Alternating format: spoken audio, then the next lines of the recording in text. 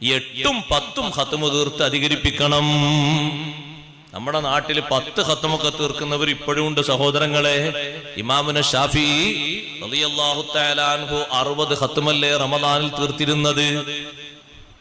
ഒരു 6 ഖത്മെങ്കിലും തീർക്കുമ്പോ അതിന്റെ ആ 10-1 നമ്മൾ ഒരു 6 ഖത്മൊക്കെ തീർക്കുമ്പോളേ ഷാഫി ഇമാമ തങ്ങൾ തീർത്തതിന്റെ 10-1 അങ്ങനെ ഉണ്ടല്ലോ. നമ്മളെ ഇമാമിന്റെ പിന്നിൽ പോയിക്കണ്ടേരില്ല നമ്മള്. ടൈം അതിനാണ് ചെലവഴിക്കുന്നത്. ഖുർആനിലേക്ക് നല്ലോണം നോക്കി ഓത്. കൂട്ടത്തിൽ ഒന്നുകൂടി പറയട്ടെ, നേരത്തെ ഉസ്താദ് അവർ ബാക്കി ഉസ്താദ് ഇവിടെ പറഞ്ഞു ഖുർആന് ആവശ്യമുള്ളവർക്ക് കൊടുക്കുന്നു. അത്യാവശ്യമുള്ളവർക്ക് കൊടുത്താൽ മതി ഉസ്താദെ.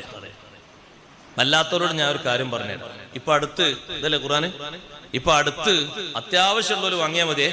ഇപ്പൊ അടുത്തൊരു സ്ഥലത്ത് ഞാൻ വാതിന് പോയപ്പോ എന്നോട് പറഞ്ഞു ഒരാള് വല്ലാത്ത സങ്കടത്തോടെ, അയാൾ ഈ പഴയ സാധനങ്ങൾ എടുക്കുന്ന കടയിൽ പോയപ്പോ ഒരു ചാക്ക് ഇങ്ങനെ ഒരു ഭാഗത്ത് ഇങ്ങനെ ചാരി വെച്ചിട്ടുണ്ട്. ഇപ്പൊ ഇയാൾ നോക്കുമ്പോ ആ ചാക്ക് നിറയെ ഖുർആനാണ്. ആ ചാക്ക് നിറയുള്ളത് എന്താണ്? അയാള് സങ്കടം കൊണ്ടത് മൊത്തം വിലക്കെട്ടിയെടുത്തു. ആ മനുഷ്യന് സ്വർഗത്തിൽ പോകാൻ ആ ഒരു അമല് മതി. നമ്മളെ സമൂഹം അന്തല്ലാതെ കൊണ്ടു കൊടുത്താണത്. ചില വീട്ടിലൊക്കെ ഉണ്ട് 1-2 പേജ് പോകുമ്പോഴേക്ക് ഖുർആൻ കരിക്കുക, കാഫിറായി പോകും. അള്ളാന്റെ ഖുർആനോട് ലെവലേശം ബഹുമാനം കുറയാൻ പാടില്ല. നിങ്ങൾ ഈ പരിപാടി കഴിഞ്ഞിട്ട് പുരയിൽ പോകണം.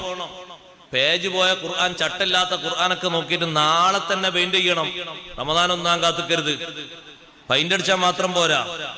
ഉള്ള മുളകും കൊത്തമ്പാലും ഒക്കെ വാങ്ങി കണക്ക് കൂട്ടിച്ചിട്ടുണ്ടാവും. അവിടെ 10 ലിറ്റർ വെളിച്ചെണ്ണയും 100 ലിറ്റർ ഓയിലെണ്ണയും ഒന്നായിട്ട്. അതിന്റെ മുമ്പ് ചെയ്യേണ്ട നനച്ചുള്ളി എന്താണെന്നറിയോ?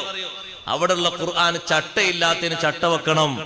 പെയിന്റിങ് അറിയുന്ന ഏത് ഉസ്താമാരുണ്ടാകും, ഒരു കുറച്ച് തോനെ പൈസ കൊടുത്ത് പെയിന്റ് ചെയ്യിച്ചാൽ അതാവൂല. അത് ഒരു സൗജന്യമായി തരും. ഒരു സമൂഹത്തിന് ഒഴിഞ്ഞിട്ടൂല.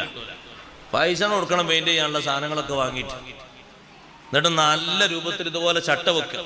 ചട്ടയില്ലാത്ത ഖുർആനില് 1-ാം ക്ലാസ്സിലും 2-ാം ക്ലാസ്സും 3-ാം ക്ലാസ്സും 4-ാം ക്ലാസ്സിലെ കുട്ടികൾ പഠിച്ച 1 ജുസ് 2 ജുസൊക്കെ അല്ലേ, ഒഴിവാക്കാൻ പറ്റൂല. ചട്ട വെച്ച് വളരെ വൃത്തിയിൽ സൂക്ഷിക്കണം. അതിൽ ഓതണം. അത് വെറുതെ ആക്കാൻ പാടില്ല.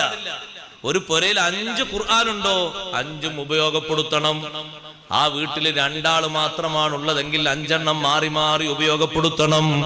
2 എണ്ണം ഉപയോഗപ്പെടുത്തി 3 എണ്ണം വെറുതെ വെക്കരുത്. 3 എണ്ണത്തിനാ മരിച്ചാൻ കാത്തുക. ഒരാൾ മരിച്ചിട്ടോ അതാൻ അതിനെ കാത്തുക 3 എണ്ണം അല്ലെ കബർമുറത്ത് കൊണ്ടാനോ. മാറി മാറി ഉപയോഗപ്പെടുത്തണം. അത്യാവശ്യമുള്ളവർ വാങ്ങിയാൽ മതി ഖുർആൻ.